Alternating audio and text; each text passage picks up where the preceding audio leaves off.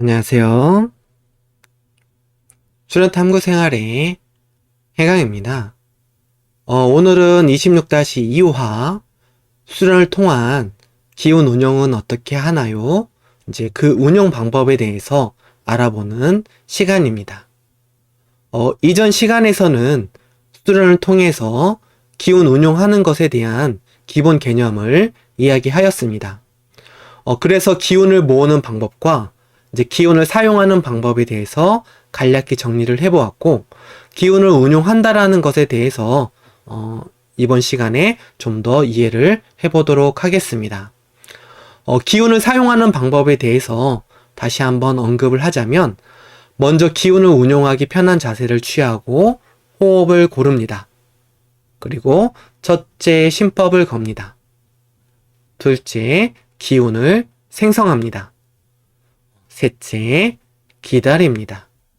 이 과정을 가지고 기운 운용의 기본 방법에 대해서 다시 이해를 해보고, 이후 정화, 순화, 승화의 방법으로 기운 운용의 예를 들어서 이야기를 해보도록 하겠습니다.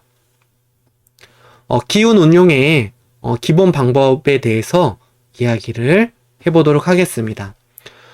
먼저 심법을 건다는 말은 기운 운용에 대한 필요성을 인식한다라는 것으로 그 필요에 따라서 기운의 작용 방법과 방향성을 설정하는 심법을 정해준다는 것입니다. 대체로 내력의 소모 상태에서 기운 운용의 필요성을 느끼는데, 그 상태가 몸과 마음, 정신의 작용에서 불편함이나 괴로움이 인지되었을 때 그것의 해결을 위해 기운 운용을 활용하게 됩니다. 두 번째로 심법 작용에 필요한 기운을 생성합니다. 심법은 주문 같은 것이 아니기 때문에 되뇌이고 바라만 보고 있다고 해서 실제로 작용이 되거나 이루어지지는 않습니다. 그 심법의 바탕이 되는 내력, 기력이 있어야 심법에 의해서 그 기운이 작용을 하는 것입니다. 그래서 충분한 내력이 바탕이 되어야 기운 운용도 제대로 진행이 되며, 대체적으로 축기라는 과정을 통해서 기운 운용에 필요한 기운을 모으게 됩니다. 이는 저번 시간에 이야기하였던 것으로 어떤 특정 행공 동작이나 운기 등으로도 기운을 생성할 수 있기 때문에 수련을 하기 힘든 상황에서도 그 상황에 맞는 동작이나 운기를 통해서 기운 운용을 해보시는 것도 좋겠습니다. 현재 처해진 환경이나 여건에서 가장 효과적인 것을 찾아보고 또 실천을 해보면서 수련에 대한 믿음 또는 자신에 대한 믿음도 같이 커나가게 됩니다. 또한 다양한 시도 속에서 자신에게 맞는 방법을 찾고 기운 운용을 하는 데 있어서 필요한 개념이 좀 더 선명해지고 또렷해지게 됩니다. 아무리 좋은 도구를 가지고 있어도 그것이 있는 것을 모른다든지 또 그것을 사용하지 않고 있다면 없는 것과 같은 상태임은 누구나 알 것이라 생각합니다. 마지막으로 성문호흡을 통한 기다림이 있습니다. 이는 심법으로 방향성을 설정하고 또는 축기를 통해서 생성된 기운으로 자신이 필요한 곳에 기운이 작용하기까지 최소한의 시간이 필요합니다. 초심자의 경우 이 과정이 익숙치 않기 때문에 최소 10분에서 15분간의 수련 시간을 유지하는 것이 필요합니다. 이런 기운 운용의 과정이 이제 숙달이 될 경우에는 같은 행공의 특정 동작을 취하더라도 어떤 의식과 마음으로 기운을 운용하느냐에 따라서 그 효과가 달라짐을 충분히 경험하실 수가 있습니다. 동작을 취하는 2분 정도의 시간 동안에 어느 날은 허리에, 또 어느 날은 양팔에, 어느 날은 복부에 기운을 작용시키고 2분 동안의 시간만으로도 충분한 효과를 보는 경우가 생기기 때문입니다. 이처럼 기운 운용은 다양한 탐구심을 통해서 그 생명력을 키울 수가 있기 때문에 생활 속에서 그 필요성을 느끼고 다양한 상황에서 자주 시도를 해보시면 좋겠습니다. 기운 운용을 하다 보면 기운을 작용시키는데 신경을 쓰다가 기운을 생성시키는 그런 축기가 소홀해지는 경우가 제법 있게 됩니다. 그래서 참고로 축기를 하는 데 있어서 기본이 되는 부분을 다시 한번 언급을 하고 가도록 하겠습니다. 기운은 성문혈 아래에 있는 여의주의 조화 작용에 의해서 기운이 생성이 됩니다. 이때 기운은 생명 활동을 위한 생기가 아니라 자신을 거듭나게 하는 진기가 생성이 됩니다. 여의주의 조화 작용은 내 의식이 여의주에 닿았을 때 여의주가 작동을 하면서 어떤 마음으로 신법을 거냐에 따라서 이렇게 발생이 되는 진기의 상태가 달라집니다. 의식이 작용하는 정도에 따라서 생성이 되는 기운의 효율이 달라지므로 최대한의 의식을 이렇게 무심하게 성문에 두고 유지할 수 있는 집중의 힘을 키우는 것이 중요합니다. 생성이 되는 진기의 질은 자신이 어떤 마음에 임하느냐에 따라서 달라지기 때문에 바른 수련 기준 하에서 스스로의 의식과 마음을 이렇게 다양하게 사용해보고 자신에게 맞는 방법을 찾아가시면 좋지 않을까 합니다.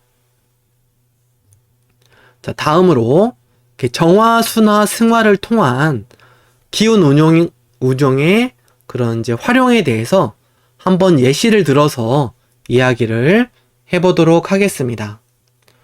먼저 정화, 순화, 승화의 기본 개념은 이렇게 어둠을 인식할 수 있는 상태로 만들어서 이제 그것을 깨끗하게 하는 이렇게 정화의 과정이 있고, 또 깨끗해진 상태에서 이렇게 필요한 기운을 채워서 이렇게 불안정성을 안정화하는 순화의 과정이 있고, 또 밝게 채워진 기운이 전체적으로 조화를 이루어서 거듭나는 승화의 과정으로 설명이 됩니다.